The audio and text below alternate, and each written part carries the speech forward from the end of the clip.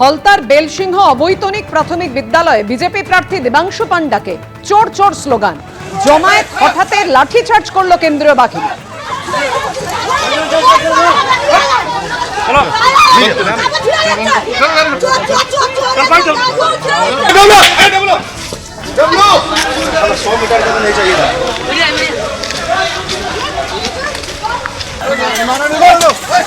ফলতা ফলতা ফলতা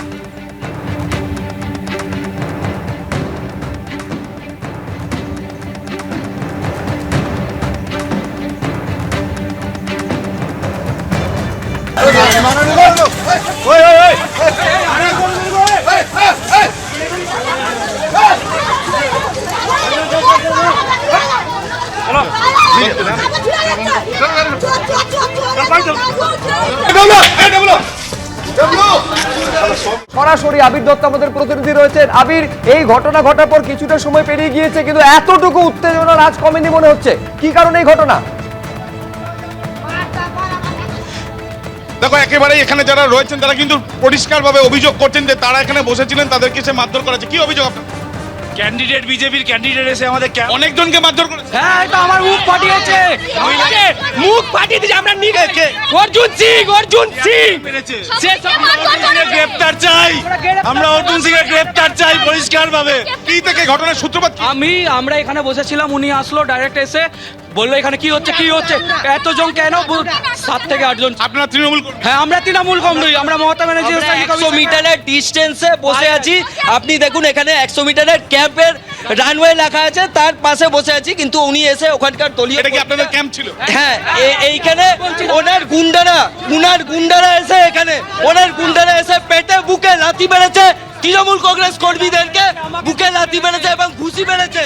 এইটা কি অর্জুন সিং এর? আমরা আজকে এই মঞ্চ থেকে দাঁড়িয়ে বলছি অর্জুন সিং এর ফাঁসি চাই, ফাঁসি চাই। আমরা দেখছি পুলিশ এখানে রয়েছে, প্রচুর সংখ্যায় পুলিশও এখানে রয়েছে, কিন্তু যারা বিক্ষোভ করছেন তাদের যেটা বক্তব্য যে তৃণমূল কংগ্রেসের এখানে কর্মীরা তারা এখানে বসেছিলেন তাদের ক্যাম্পে। অর্জুন সিং তিনি প্রার্থী এবং বেশ কয়েকজন এসে তাদেরকে মারধর করে, আচমকাই হামলা করা। আপনারাও এখানে বসেছিলেন? আমি নোয়াপাড়া টাউন টু সভাপতি তৃণমূলের, উত্তর ব্যারাকপুরের সিআইসি চেয়ারম্যান কাউন্সিল। আমরা একদম। আপনাকে কি মারধর করা? আমাকে মেরেছে, অনেক মেরেছে, লাথি মেরে দিয়েছে। আপনাকে কে মেরেছে? সুমন ব্যানার্জি এসে ঠেটিং দিয়েছে, পাশ থেকে একটা বহিরাগত ছেলে দল বল নিয়ে, আমরা জানি না কি তখন অর্জুনদা ওখানে আছে, দৌড়ে এসে পেটে এরকম করে লাথি মেরেছে। একদম আমি তুলতে পারছি না, পা তুলে লাথি মেরেছে না পুরো। মানুষ বলে, মানুষ গুন্ডা। ও আগে টিএমসি ছিল। আমরা দেখতে পাচ্ছি যে তৃণমূলের কাউন্সিলর তিনি বলছেন তাকেও মারধর করা হয়েছে। আপনাকে মারধর যখন করা হচ্ছে তখন অর্জুন সিং কি এখানে ছিলেন? হ্যাঁ, অর্জুন ছিলেন, দূরে ছিলেন, বাইরে ছিলেন। না, উনি তো সিকিউরিটি ছাড়া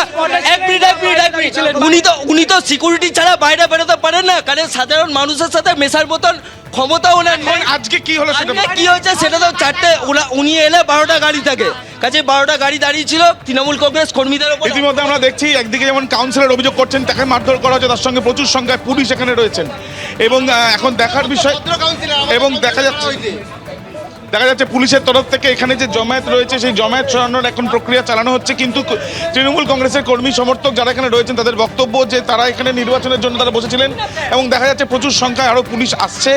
তাদের যেটা বক্তব্য, এখানে যে তৃণমূল কংগ্রেসের কর্মীরা তাদের বক্তব্য তাদেরকে আক্রমণ করা হয়েছে এবং তাদেরকে এই আক্রমণ যে করা হয়েছে সেটা একেবারে পরিকল্পনা মাফিক করা হয়েছে এবং তারা অবিলম্বে শাস্তি চাইছেন। ধন্যবাদ আবির। এবিপি আনন্দ, এগিয়ে থাকে, এগিয়ে রাখে।